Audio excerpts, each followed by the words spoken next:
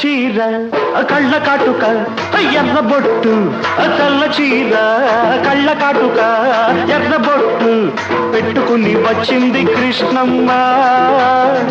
ఏదో కబురు పట్టుకొచ్చింది కృష్ణమ్మ ఆ కబురేమిటమ్మా ఈ పరుగెందుకమ్మా ఆ కబురేమిటమ్మా ఈ పరుగెందుకమ్మా